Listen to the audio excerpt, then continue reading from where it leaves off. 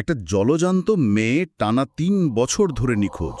মানে সে যে এই পৃথিবীতে আর বেঁচে নেই, সেই ভয়ঙ্কর সত্যটা কেউ ঘুণাক্ষরেও টের পায়নি। হ্যাঁ, আর এর পেছনের কারণটা জানলে সেটাও আরও শিওরে ওঠার মতো। একদম। কারণ ওই মৃত মেয়ের মোবাইল থেকে নিয়মিত প্রায় প্রতিদিনই খুদে বার্তা বা লিখিত বার্তা আসছে তার প্রেমিক, তার পরিবার, এমনকি কর্মক্ষেত্রের ঊর্ধ্বতন কর্তাদের কাছে। সেই বার্তায় লেখা থাকছে যে সে বিদেশে আছে, সম্পূর্ণ নতুন একটা জীবন শুরু করেছে এবং খুব ভালো আছে। আর তার প্রেমিক যখন তাকে খোঁজার চেষ্টা করছে, তখন ওই মৃত মেয়ের ফোন থেকেই সম্পর্ক ছিন্ন করার একটা অত্যন্ত কঠোর বার্তা এসে পৌঁছাচ্ছে। ঠিক। আর ঠিক এই জায়গাটাতেই পুরো ঘটনাটা মানব চরিত্রের এক ভয়ঙ্কর অন্ধকার দিকে মোড় নেয়। কারণ ওই নিখোঁজ মেয়েটির মোবাইল থেকে সেই বার্তাগুলো যিনি দিনের পর দিন অত্যন্ত ঠান্ডা মাথায় পাঠাচ্ছিলেন, তিনি আর কেউ নন, স্বয়ং মেয়েটির নিজের জন্মদাত্রী মা। বাপরে, ভাবলি কেমন গা ছমছম করে। ঠিক যেন কোনো সিনেমার হাড়হিম করা দৃশ্য।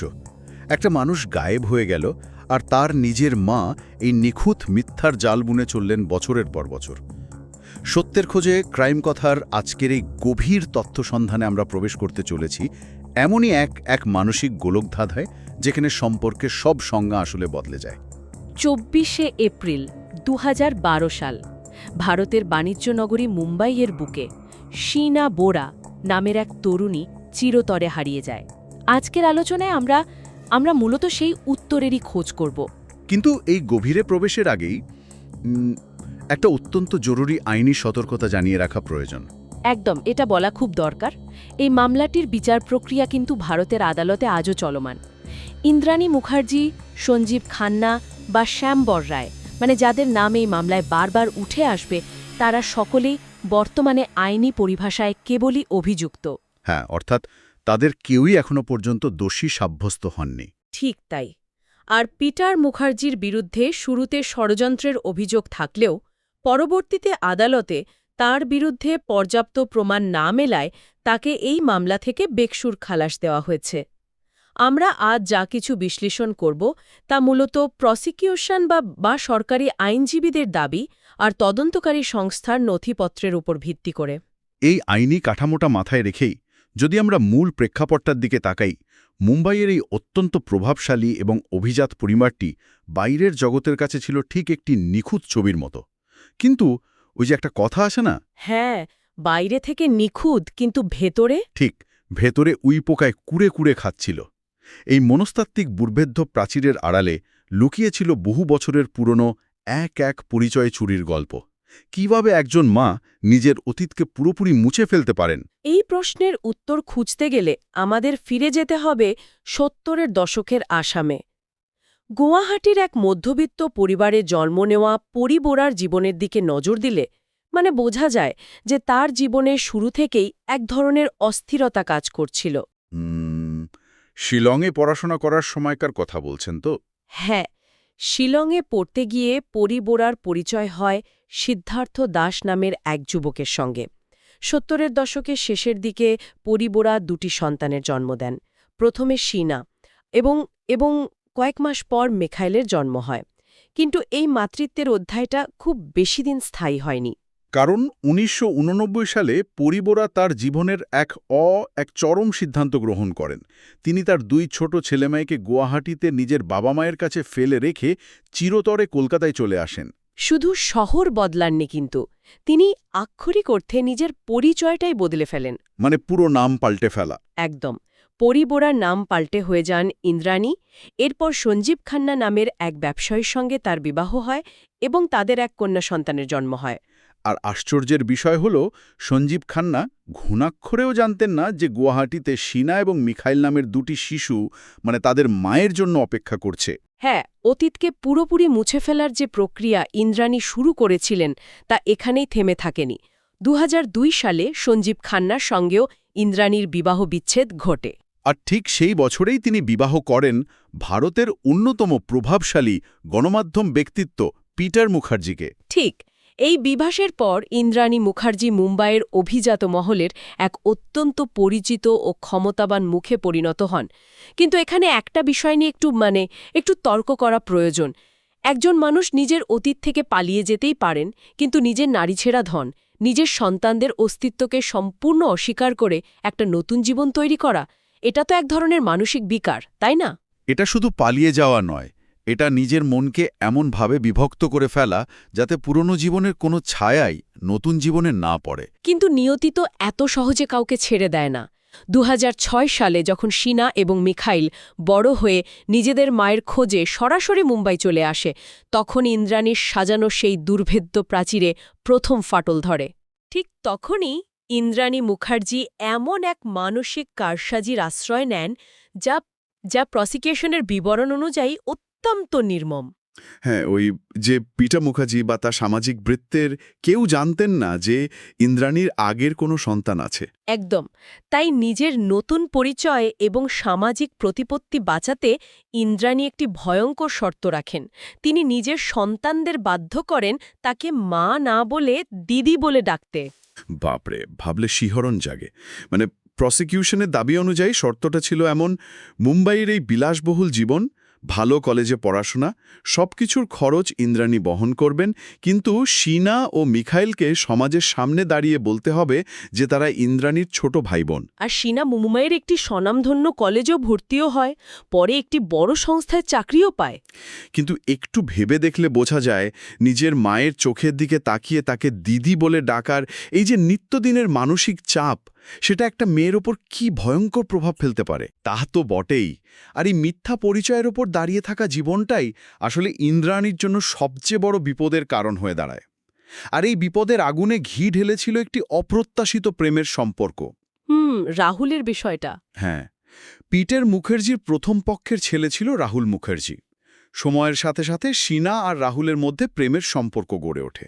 এই সম্পর্কের সমীকরণটা তো সামাজিকভাবে অত্যন্ত জটিল। হ্যাঁ, মানে সমাজের চোখে শিনা হলো ইন্দ্রাণীর বোন, সেই হিসেবে রাহুল হলো শিনার সৎ ভাগ্নে। হ্যাঁ, কিন্তু বাস্তবে শিনা ইন্দ্রাণীর মেয়ে আর রাহুল পিটারের ছেলে, অর্থাৎ তাদের মধ্যে রক্তের কোনো সম্পর্কই ছিল না। তা সত্ত্বেও সম্পর্ক যেমনই হোক, এই নৈকট্য ইন্দ্রাণীর জন্য সবচেয়ে বড় হুমকি হয়ে দাঁড়ায়। শিনা এবং রাহুল একসাথে থাকতে শুরু করে, এমনকি তাদের বাগদানও হয়ে যায়।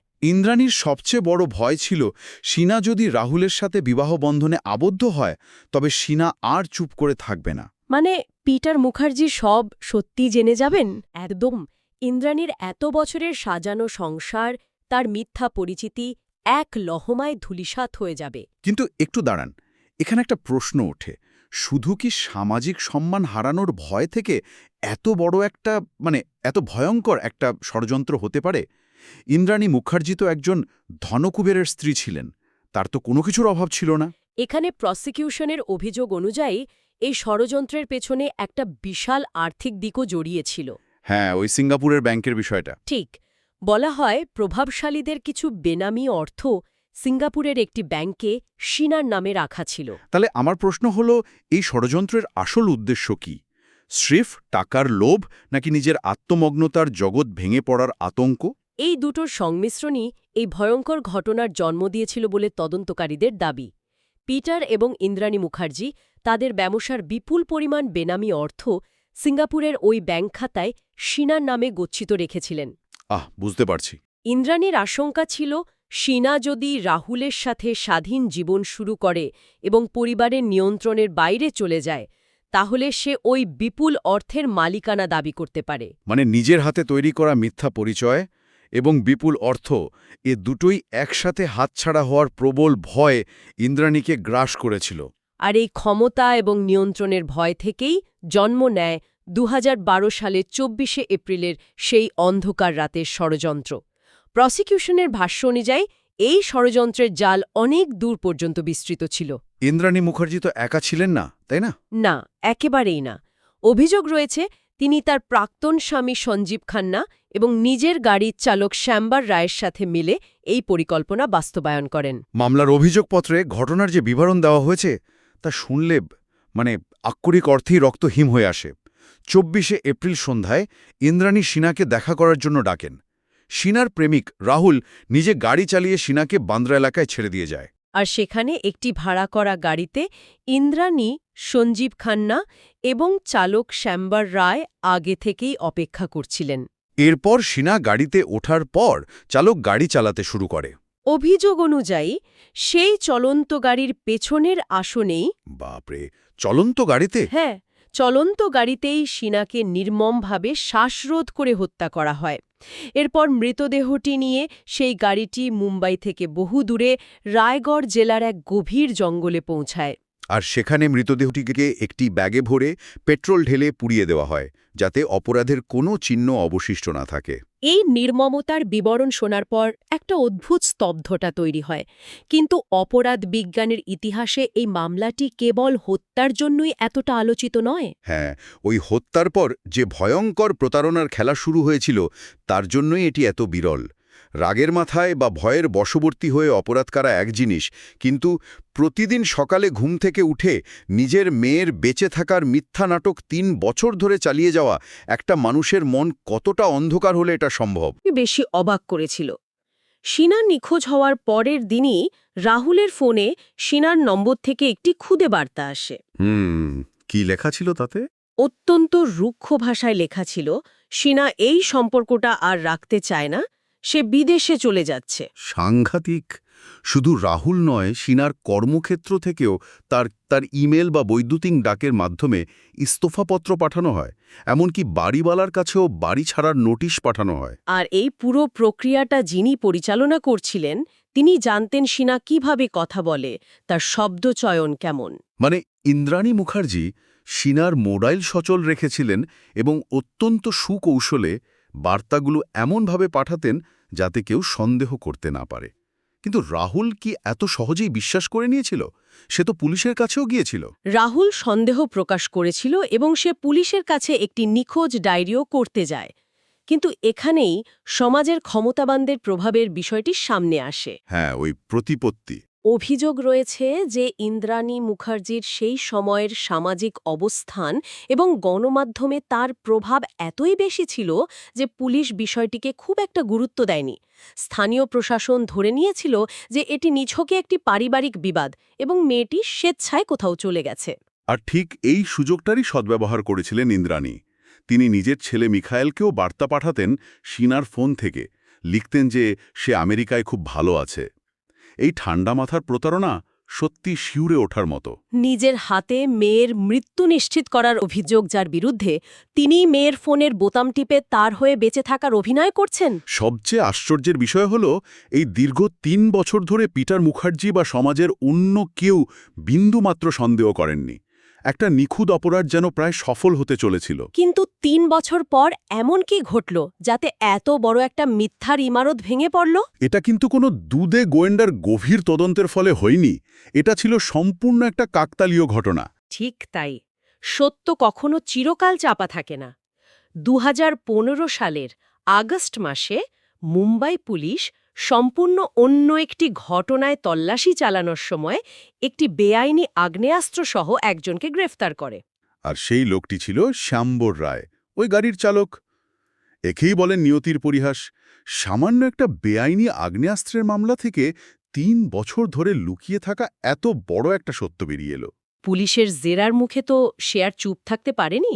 শাম্বর রায় ভেঙে পড়ে এবং ২০১২ সালের সেই রাতের পুরো রোমহর্ষক ঘটনার স্বীকার করে নেয়। আর তার দেওয়া তথ্যের ভিত্তিতেই রায়গড়ের সেই জঙ্গলে পৌঁছায় পুলিশ। সেখানে মাটির নিচ থেকে কিছু দেহাংশ এবং মাথার খুলি উদ্ধার হয়। পরবর্তীতে ডিএনএ পরীক্ষা নিশ্চিত করে যে সেগুলো সিনা বোরারই দেহাবশেষ। এরপর শুরু হয় গ্রেফতারের পালা। ২০১৫ সালে ইন্দ্রাণী মুখার্জি এবং সঞ্জীব খান্নাকে গ্রেফতার করা হয়। পিটার মুখার্জিও গ্রেফতার হন, যদিও ওই যে আমরা আগেই বললাম তিনি পরে খালাস পেয়ে যান। কিন্তু এই মামলা আমাদের দেশের বিচার ব্যবস্থার একটা অত্যন্ত হতাশাজনক দিকও চোখে আঙুল দিয়ে দেখিয়ে দেয়। একদম। ২০১৫ সালে গ্রেফতার হওয়ার পর প্রায় ৭ বছর কারাগারে কাটানোর পর ২০২২ সালে ইন্দ্রাণী সর্বোচ্চ আদালত থেকে জামিন পান। কিন্তু আজ পর্যন্তই মামলার বিচার শেষ হয়নি। বিচার ব্যবস্থার এই দীর্ঘশ্রুতিতা নিয়ে প্রশ্ন ওঠাটা অত্যন্ত স্বাভাবিক। অভিযোগ গুরুতর, সাক্ষ্য প্রমাণ সংগ্রহ এবং অসংখ্য মানুষের সাক্ষ্য গ্রহণ, এই পুরো প্রক্রিয়ায় ভারতে বহু বছর সময় লেগে যায়। হ্যাঁ, আর সর্বোচ্চ আদালত জামিন দেওয়ার সময় এই বিষয়টা স্পষ্টভাবে উল্লেখও করেছিল যে একজন অভিযুক্তকে বিচার শেষ না হওয়া পর্যন্ত অনন্তকাল কারাগারের অন্ধকারে আটকে রাখা যায় না। তবে এই মামলার বিচার প্রক্রিয়া আজও আদালতে বিচারাধীন। বিচারের রায় যেদিনই আসুক, বর্তমান সময়ের একটা ছবি কিন্তু সমাজকে প্রবলভাবে ধাক্কা দেয়। ইন্দ্রাণী মুখার্জি জামিনে মুক্ত হওয়ার পর এখন কি করছেন তা জানলে যে কেউ চমকে উঠবেন। হ্যাঁ, তিনি এখন মঞ্চাভিনয় বা থিয়েটার করছেন। কি বলছেন, থিয়েটার? তথ্যটি সম্পূর্ণ সত্যি। তিনি নিজের একটি নাট্য প্রযোজনা সংস্থা খুলেছেন এবং রবীন্দ্রনাথ ঠাকুরের লেখা অবলম্বনে চিত্রাঙ্গদা, এক সশক্ত নারী নামের একটি নাটকে মূল চরিত্রে অভিনয় করছেন। নাটকটি মুম্বাই এবং দিল্লির বিভিন্ন বড় বড় মঞ্চে ইতিমধ্যেই প্রদর্শিত হয়েছে। এটা শোনার পর চরম বিস্ময় প্রকাশ করা ছাড়া আর কিছু করার থাকে না। যার বিরুদ্ধে নিজের মেয়েকে হত্যার মতো ভয়ঙ্কর অভিযোগের বিচার এখনও চলছে, তিনি মঞ্চে দাঁড়িয়ে নারী ক্ষমতায়নের প্রতীক সারছেন। এটা সমাজের কেমন পরিহাস! এটা কেবলই ক্ষমতাবানদের সেই বিশেষ সুবিধা, যেখানে টাকা এবং প্রতিপত্তি থাকলে সব কলঙ্ক ঢেকে আবার মূল স্রোতে ফিরে আসা যায়। এটি আসলে সমাজের একটি অত্যন্ত জটিল এবং ভয়ঙ্কর আয়না। অর্থ, প্রতিপত্তি এবং সামাজিক প্রভাব থাকলে মানুষ কিভাবে খুব সহজেই মূল স্রোতে ফিরে আসার রাস্তা তৈরি করে নেয়, এটা তারই প্রমাণ। সমাজও খুব সহজেই ভুলে যায়, বা অন্তত ভুলে যাওয়ার ভান করে। একজন অভিযুক্ত যার বিচার চলছে, তিনি যখন মঞ্চে দাঁড়িয়ে শিল্পচর্চা করেন, তখন সমাজের একটা বড় অংশ তাকে গ্রহণও করছে। ঠিক, এটি মানুষের নৈতিকতার এক অদ্ভুত এবং ভয়ঙ্কর দ্বিচারিতাকেই তুলে ধরে। এই পুরো ঘটনাটা শুধু একটি অপরাধের অভিযোগের গল্প নয়, এটি সমাজে মানুষের পরে থাকা মুখোশের গল্প। একদম। আমরা শুরু করেছিলাম সেই নিখুঁত ছবির রূপক দিয়ে, যাকে ভেতর থেকে উইপোকায় খাচ্ছিল। ইন্দ্রাণী মুখার্জির সেই দিদি সাজার মুখোশ, ৩ বছর ধরে মেয়ের মোবাইল থেকে বার্তা পাঠানোর সেই মিথ্যার জাল, সবকিছুই প্রমাণ করে যে মানব চরিত্রের অন্ধকারতম দিক কতটা গভীরে যেতে পারে। বিচারের চূড়ান্ত রায় যাই হোক না কেন, শীনা বোরার এই পরিণতি বারবার মনে করিয়ে দেবে যে সবচেয়ে কাছের সম্পর্কগুলোর ভেতরেও কতটা ভয়ঙ্কর বিশ্বাসঘাতকতা লুকিয়ে থাকতে পারে। হ্যাঁ, ক্ষমতা, লোভ এবং সামাজিক প্রতিপত্তি রক্ষার তাগিদে কিভাবে মাতৃত্বের মতো সহজাত প্রবৃত্তিকেও ধ্বংস করে দিতে পারে, তাই ঘটনা থেকে স্পষ্ট। সত্যি, এই মনস্তাত্ত্বিক বিশ্লেষণ শিরহরণ জাগায়। তবে মানব চরিত্রের এই অন্ধকার দিক নিয়ে আমাদের আলোচনা চলতেই থাকবে। গতবারের আলোচনায় যেমন উঠে এসেছিল পপ সম্রাট মাইকেল জ্যাকসন এবং তার ব্যক্তিগত চিকিৎসক কনরাড ম্যারের কথা, কিভাবে বিশ্বাসের সুযোগ নিয়ে চিকিৎসাশাস্ত্রেও চরম অবহেলা ঘটে। যারা সেই গভীর তথ্য সন্ধানটি শোনেননি, তারা অবশ্যই সেটি শুনে নিতে পারেন। আর আগামীবারে আমরা প্রবেশ করতে চলেছি ইতিহাসের আরও এক ভয়ঙ্কর অধ্যায়, জোনসটাউন হত্যাকাণ্ড। যেখানে জিম জনস নামের এক ব্যক্তি নিজেকে ভগবান বলে দাবি করেছিল। একদম। আর তার কথায় অন্ধভাবে বিশ্বাস করে ৯০০রও বেশি অনুগামী একসাথে বিষপানে নিজেদের প্রাণ বিসর্জন দিয়েছিল। কিভাবে একজন মানুষের কথার জাদুতে এতগুলো মানুষ স্বেচ্ছায় মৃত্যুর দিকে এগিয়ে গেল, সেই মনস্তাত্ত্বিক গোলকধাঁধার বিশ্লেষণ আমরা করব আগামী আলোচনায়। আজকের মতো এই তথ্য সন্ধান এখানেই শেষ হচ্ছে।